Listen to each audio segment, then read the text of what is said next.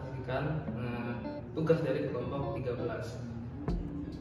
Sebelumnya, kenalkan nama saya sebagai ketua kelompok Muhammad Ridwan Ardiansyah dengan NIM 342. Kenalkan nama saya Rika Berdanfa dengan NIM belakang 424. Perkenalkan nama saya Deswi dengan akhir 076. Perkenalkan saya Rizky Maulana dengan NIM akhir 198. Oke, berikut ini akan kami jelaskan desain. Oke, bisa kalian lihat di sini desain dari kelompok 13 dengan judul desainnya unik tapi buruk. Stop kontak di wastafel. Nah, bagaimana nih konsepnya? Ada stop kontak tapi di area wastafel. Kan sangat tidak fungsional ya. Maksudnya menyalahgunakan, apalagi ini menyalahgunakan dari keselamatan penggunanya itu sendiri. Nah, berikut ada pemaparannya dari teman saya yang akan memaparin. Terima kasih. Nah, sebelum kita membahas isinya ini, kalian mungkin bingung ya, desainnya ini maksudnya gimana ya? Ada wastafel, di dalamnya ada stop kontak. Nah, biasanya wastafel kan buat cuci tangan, cuci muka, itu kan menghasilkan air ya. Lah, air sendiri kan itu berbanding terbalik dengan stop kontak yang mengalirkan listrik. Nah, dari segi usability, desain tersebut itu sangat kurang berguna jika digabung dalam satu desain gitu. Jadi kalau ada wastafel sama stop kontak di dalam satu desain adalah sangat membahayakan pengguna sekali. Terus dalam segi estetika sebenarnya sudah bagus, kontras antara warna putih, hitam dan coklat itu sangat klasik sekali. Tapi kalau ditambahin stop kontak di dalam wastafelnya kan sangat membahayakan pengguna sekali sih. Nah, desain ini juga sangat unik ya. Mungkin dia awalnya mau niru kayak di Jepang gitu, ada wastafel sama tempat naruh HP. Jadi kan sangat menarik kan, sangat modern sekali. Tapi mungkin ini gagal ya, karena mungkin pas bikin desainnya dia tuh mampu. Masa wastafel dalamnya stop kontak kan, wah itu sepertinya sangat membahayakan penggunanya sekali ya. Mungkin poin selanjutnya akan dijelaskan oleh teman saya saja. Oke, di sini saya akan melanjutkan untuk analisis desainnya. Jadi di sini tuh ada poin safety sama instability-nya ya. Untuk poin safety-nya sendiri tuh dia sebenarnya nggak safety, soalnya bayangkan aja wastafel yang di dalamnya tuh ada gimana ya? Ada colokan listrik.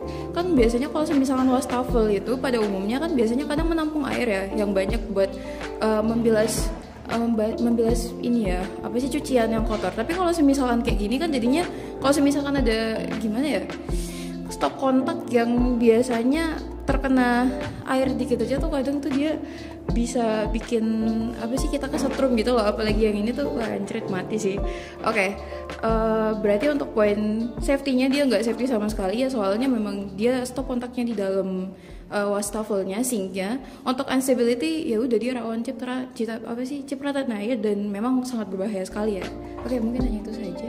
Baik, mungkin di sini mengenai solusi ya. Sebenarnya gini sih, kalau dari segi solusi itu sendiri yang sudah dijelaskan sama teman-teman saya yang lain yang tadi, bahwa di desain ini itu memang ada yang namanya desain interior yang unik.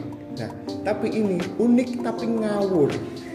Karena balik lagi teman-teman, masa bisa dipikir secara logika sih bahwa ada stop kontak yang ada di dalam sebuah wastafel? Itu sangat berbahaya sekali. Lalu untuk solusi itu tadi sebenarnya yang pertama adalah dipindahkan untuk dari segi wastafelnya, atau mungkin dipindahkan untuk stop kontaknya. Nah, karena yang pertama itu sudah pasti membahayakan banget.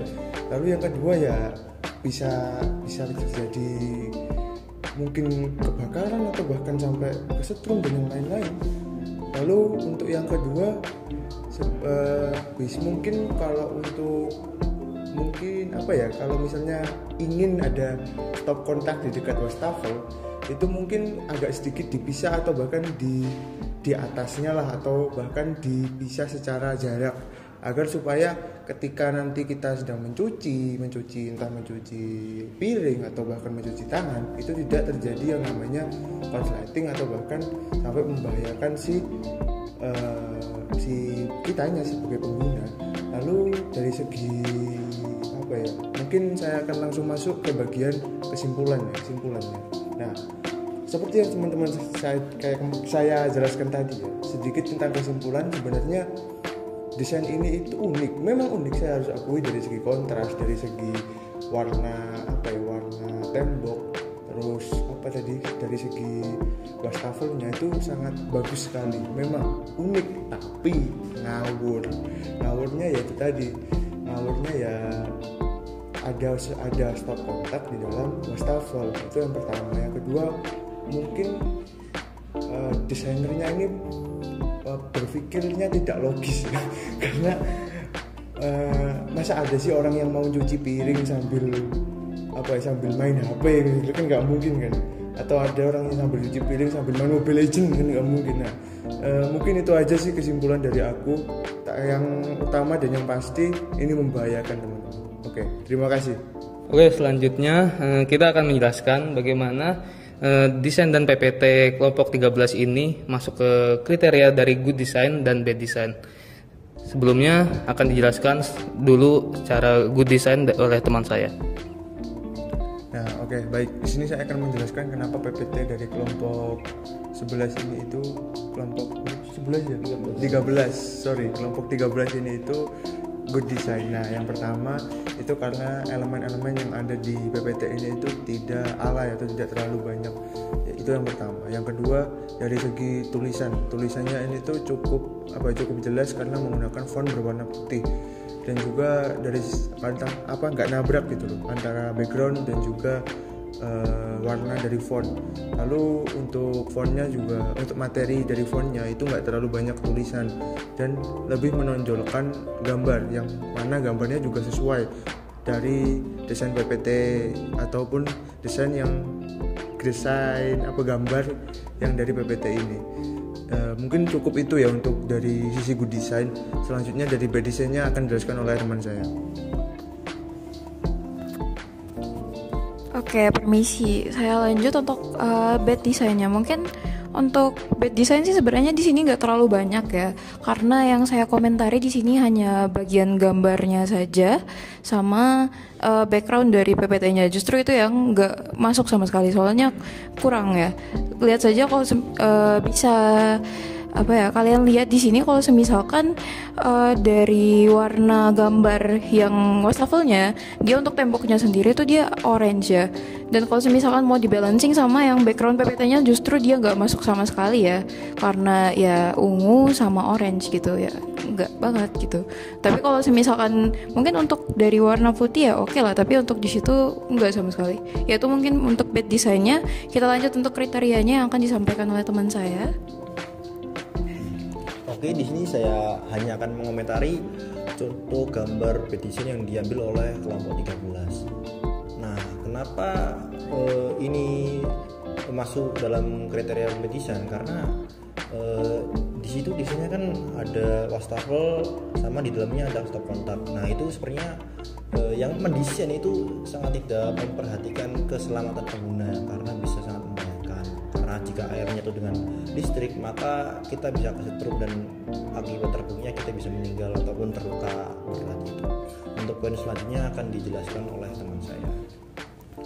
Oke, ini masih di bad design ya. Ini masuk ke kriteria yang terakhir, yaitu sulit dipahami dan digunakan. Jelas, desain yang tadi itu sangat sulit dipahami. Kenapa?